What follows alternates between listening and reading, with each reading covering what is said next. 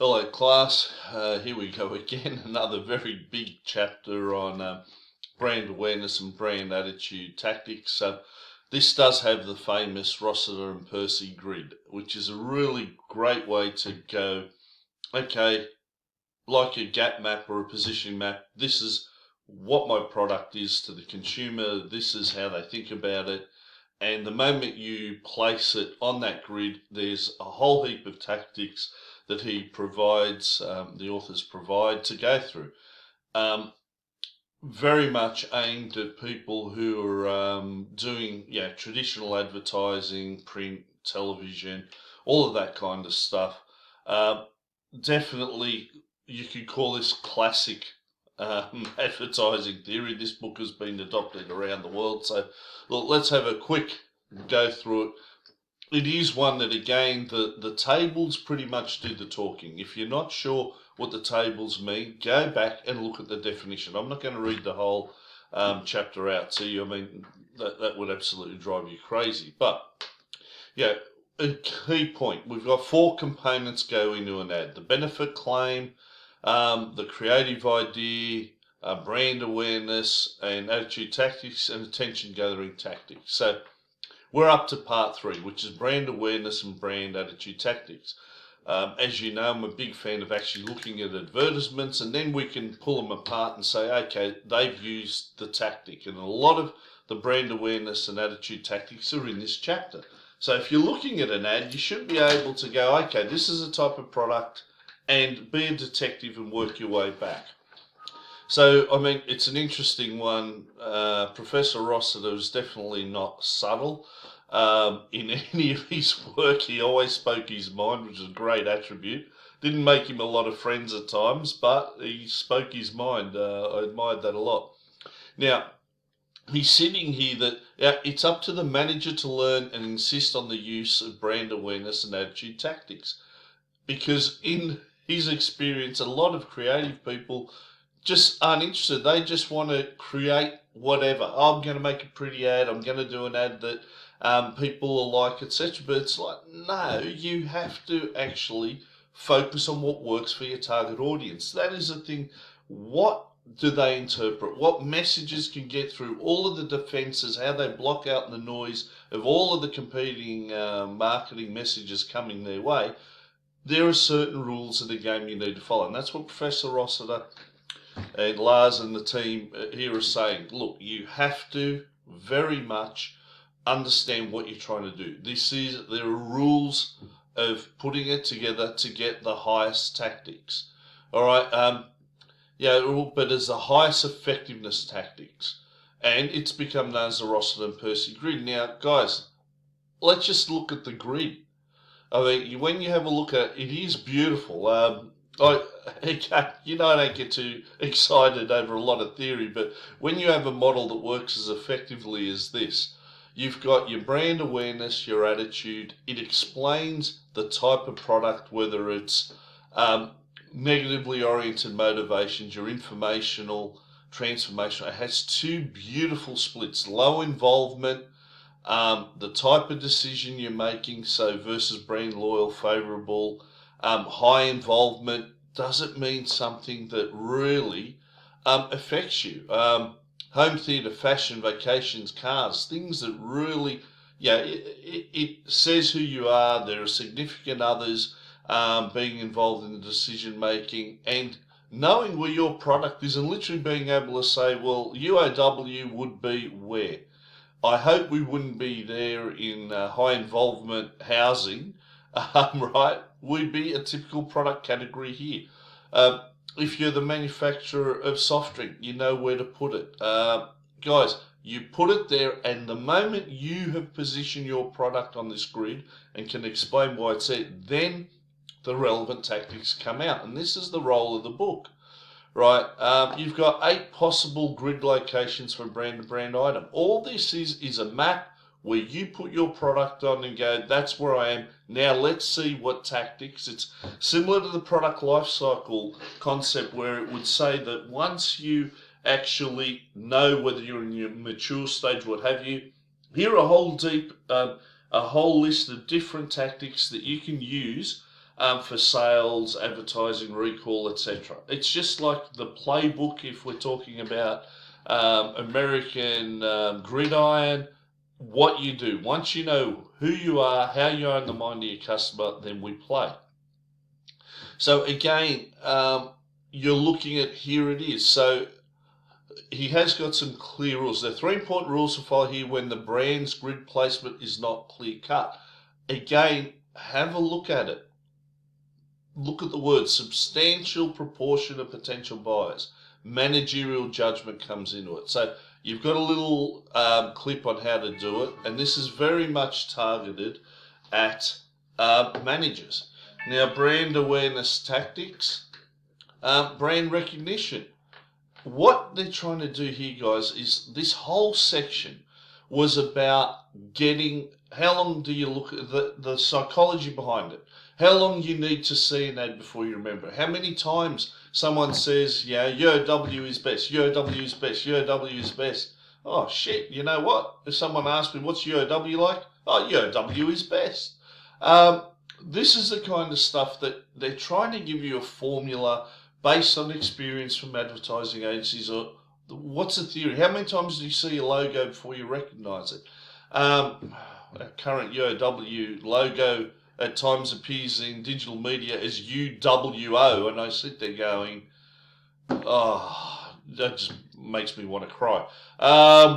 Again, it is what it is. But guys, this is all he's trying to do. And understanding that this chapter is written as in, identify where you are, here's a list of potential strategies you can use, then carry them out.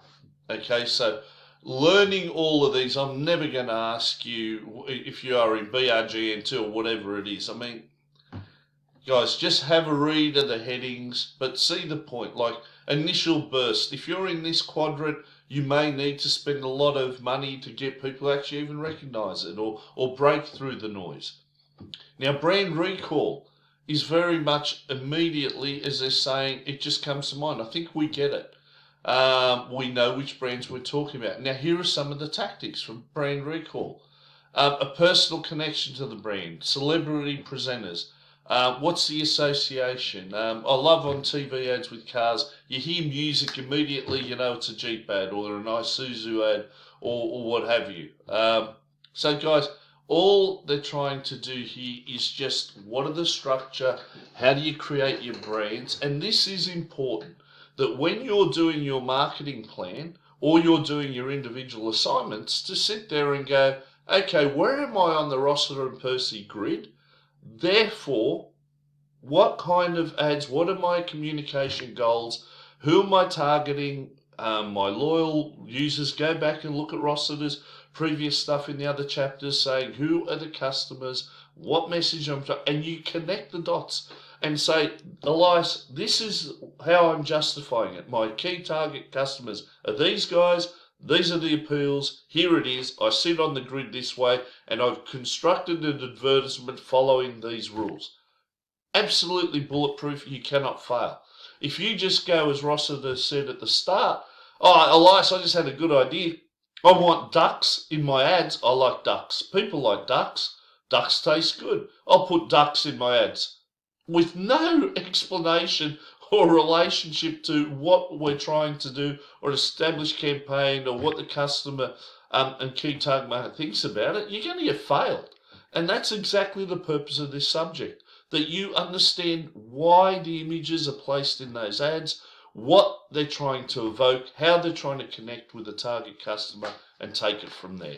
Right, that is the heart of advertising and being a marketing manager.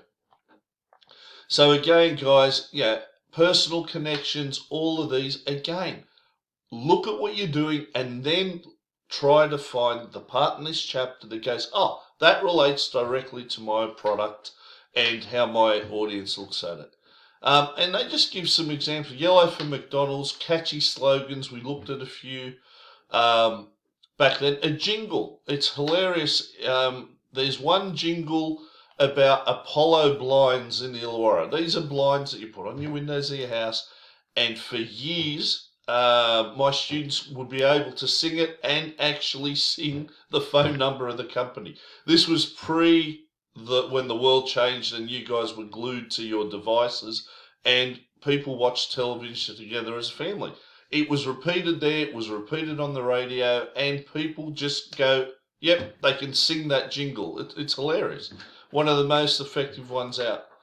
Now, again, high advertising. All of this stuff is designed that once you know where you are in the grid, what your customers are doing, what your communication goals are, to match it up.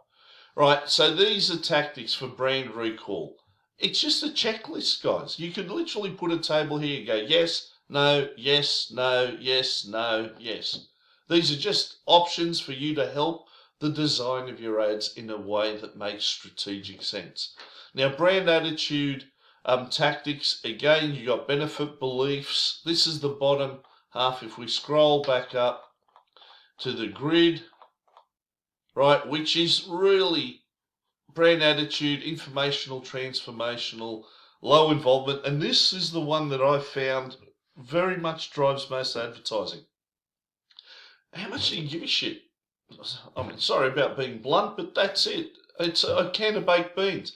Do I really get worked up about it? If it was my favourite tomato sauce, we've had many arguments in undergrad class over which Americans call it ketchup, which sauce is the best. I've threatened to throw students out of the class for wanting Heinz or Master Foods when, to me, Fountain is the only sauce. Again, there are some products that you go, really, guys, you're getting that excited? But tomato sauce to Australian goes on sausage sizzles, meat pies, iconic food. So it's one that's worthwhile. But if you ask me, what's your favourite mixed bean combination? I don't know. I mean, what's your brand of olives that you buy? I don't know. Again, there are a lot of products. Toilet paper. I mean, apart from the great, the disgrace of Australia where there was fighting in aisles during a pandemic for toilet paper, I would have absolutely no idea what brand I'm using. I know a couple of manufacturers' names. Whatever's cheap and works, that's it. I'm not involved in it. So again, guys, what we're doing is look at where we fit on the grid, then go back and look at the format. And he's got some nice things here like mystery format for new brands, just some tactics, a celebrity presenter. I mean, I sit here wanting to cry going, there's a whole world of influencers. Now you've got Instagram, you name it, YouTube, etc. And this is still stuck. The theory here applies to your influencer, okay? But it does not remotely accept that it's a digital marketing world. And it's my major criticism of this. But the theory's still correct. A catchy slogan, a jingle. Again, he's just talking about how to use it with a couple of old examples. Most of the people reading this wouldn't have a clue about this. The Decore ad here is an all-time classic in Australia, but again, it's just a playbook. What do? Brand recall. So in other words, when you know what you want, here are some tactics. It just gives you a starting point to start your strategy of developing a message. And that's the difference now, especially with digital marketing. And we can pretty much measure the effectiveness of most marketing, traditional, non-traditional, in terms of return on investment. So, guys, again, understand, this is to help you think clearly, logically, and connect what you want to do with your message, with your audience, every step of the way, so you don't make stupid mistakes. Now, your brand awareness tactics, look, you've got benefit beliefs. These we looked at a lot. Now, you've got low informational tactics. Again, once you know where you are on the grid, here's some possible ones. A simple problem solution. You've got a stain on your clothes. Here's dynamo. Oh, fixed. Right? You don't have to like the ad. Some of the most offensive ads work because people remember them. Years ago, we had a classic ad in Australia. It was like, I apologise, where do you get it? It was a high-pitched squeal. Where do you get it? It was a local retail store, and people would flinch. Right, it was horrendous, but everyone knew where you got it. And people have just used that voice to tease each other. That's where you get it with a high-pitched squeal. It just broke through the noise. And which today I think is far more important than the actual creative style, just getting someone to look at your ad. But that's my opinion. Now, again, here are your tactics. Benefit claims. Extremely curious disbelief. Who are the best baked beans? Whatever. So there are some examples here you could read through. Informational buying. What are you trying to do? Problem removal. Anger or pain, you want to be calm. Fear relief. Fear of dying, get funeral insurance. Get life insurance. Guilt. Feeling guilty about your carbon footprint. Buy a green product. Examples. Now here you've just got a couple of approaches, as in what do you do? Single. It's just a checklist that once you know you're in this quadrant, you come into this section of the book and go, okay, I need this. So this is pretty much the theoretical base for all your ad creations. Whatever ad you create, you need to check where it fits with this chapter. Benefit claims can be extremely stated. Right, anything that catches people's eyes. Direct extreme verbal claims, like Toyota Hilux, unbreakable. Bullshit. You hit it with a semi-trailer, it's going to break. It hits a tree, it's going to break. But that's the myth of the product. And it just gives examples like Grey Goose vodka, #1 tasting vodka in the world, right? So again, these are the things we need to look at. Extreme visual claims. Paralogic was just bull. Again, don't worry about it. Even did my head in.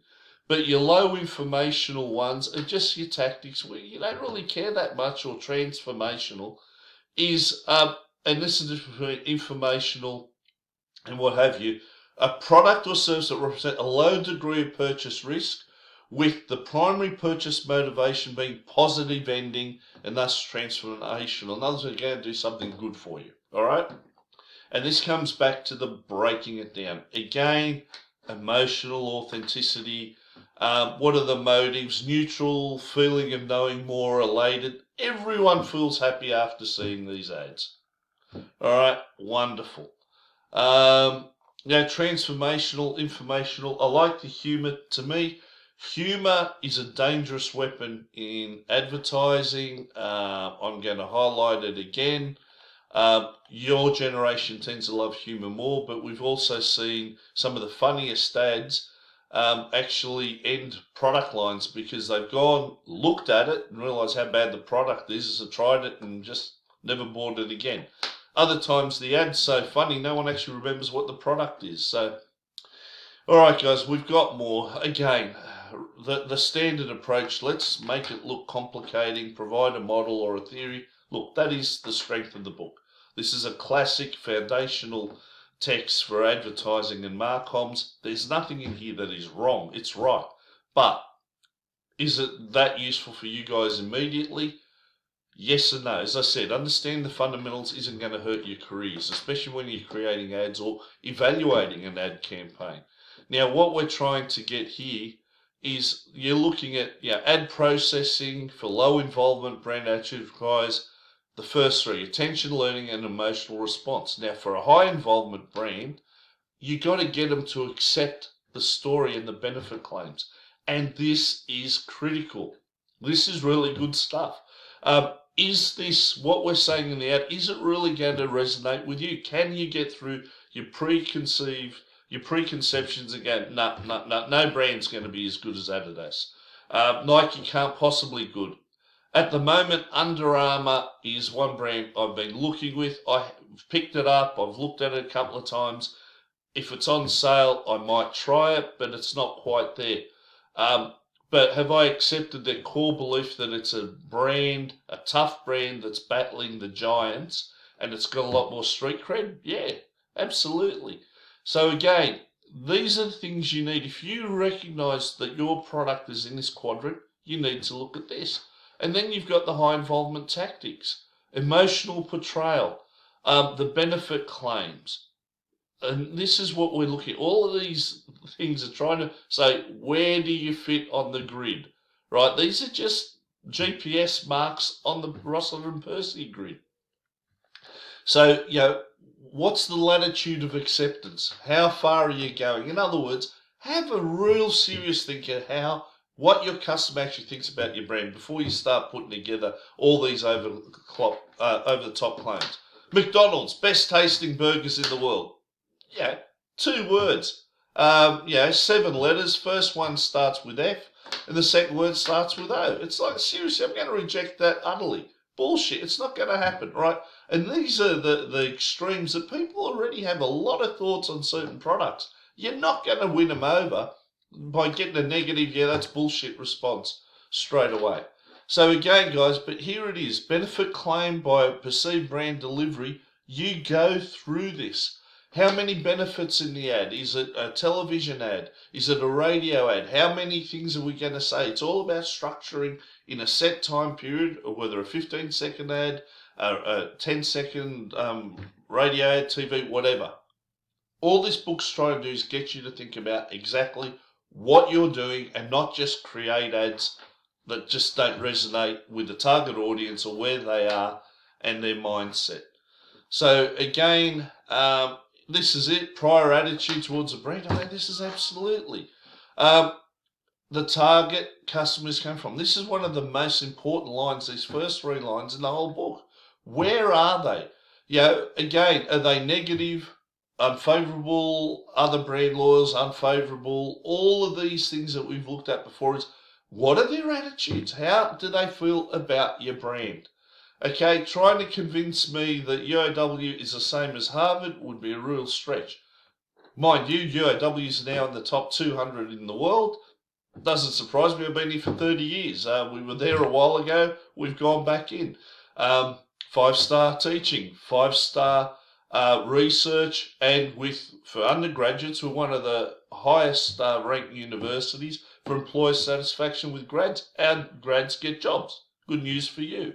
But again, understanding where they sit. Look at it. Negative prior, neutral, moderate. Know your customer. This is what this is saying. Know your product, know your customer, know how they think about competing brands, and then start spending your advertising dollars. Now, again, go through these. It's just, again, what are the reasons? How do we go through it? It's just your checklist. When you're designing your ad, go back and check the tables and go, have I done that? Am I doing this? Does it work? Is this the theory in Rossiter's book supporting what I'm saying about my favourite brand, the ads, and so forth, right? And you don't have to say a lot. You just identify it and go, it is here, it is there, a couple of lines, you're done. Now, what else have we got? I like this. How do you attack? They looked at 48 advertising campaigns. These could have been ancient. But market leaders. How do you attack a market leader? What do follower brands do? I love this. I taught marketing strategy for years. So these are bad ones. Have a look at it and say, can we, can't we? How do we cut through how do you take on McDonald's, who spends billions of dollars promoting their products around the world? Now, this is the big one. I love high involvement transformational tactics because it's really hard. How do you get to finish with a positive end to the story you're telling? So again, here are your tactics, guys. Once you know you're there, you go, I'm here, I can do that, I can do that, I can do that. And we're getting up to the part I liked. The presenter is credible. This should have just went Instagram, right, YouTube, but it didn't. All of this is classic theory, guys, right? Why? The credibility. We die laughing as parents. I can say something to my kids, nothing, no one. Someone who's a celeb or another family member uses exactly the same words. Gee, I heard these words of wisdom. So you've got to laugh, but when you go through it, why? What's the boosting it needs? Knowing when do we need a celeb? When do we need to pay Kendall Jenner $1 million for a post to generate it? Now, I know there are companies that have paid her $1 million and instantly their sales volumes have gone through the roof. It's gone instant recognition for the company. It's a good product and they've set themselves up. But that's a big investment getting an influencer to put a post up there. So you sit here going in terms of, I like the VisCap model because it is visibility, credibility, trustworthiness, likability. How many times have you been celebs go, here I am, for a product that you go, you're just getting paid, right? There's no way you use that product. But the fact that you've looked at the celeb and gone, oh, okay, maybe I'll look at that product, even though I know the celebrity's there just as an attention generating device. So again, guys, here are the cues, what you need to do, credibility, the hook, the expertise hook. A lot of times you see medical doctors on these infomercials, I'm a doctor, therefore you need to buy this equipment. Look, it's just part of our profession. Trustworthiness, again, the hook, it just tells you what you need to do and where. This is your basic checklist. Good old Beck's signature, the presenter model, again, it's a nice little wrap up. Now, the summary just goes through it. Again, go to the grid, understand where your product fits, then go to the section in the book and say, when I'm creating my ads, am I doing this? It's just a go-to guide. And this is what cracked me up, guys. I haven't seen a glossary like this in ages, right? I mean, the glossary in itself, if I gave this to you as an exam, most of you would fail, and I reckon I'd struggle to get over it. But it really is useful terminology. If you want to go into advertising, I know you go back home and you're using television and traditional means, so still, this is a big chapter, right? It really is. The roster and Percy grid, knowing where you are and what tactics you need to go there and how it matches up. Again, I think I've said it 5 times, can't say it enough. You absolutely need to understand. But this is high level stuff. But when you break it down and you know where your product is on that grid, and then go, oh, okay, let's look at what ads that company's actually been doing. You can literally go, oh, okay, they're using that appeal, that's that tactic that's in this section of this chapter. All right, play the detective, match it up, and once you start looking at ads and you can deconstruct them using the language here and you start seeing patterns of advertising, you realise how easy all this is. All right, guys, that's a big chapter. But, yeah, the creative part is good fun. But be creative, but knowing why.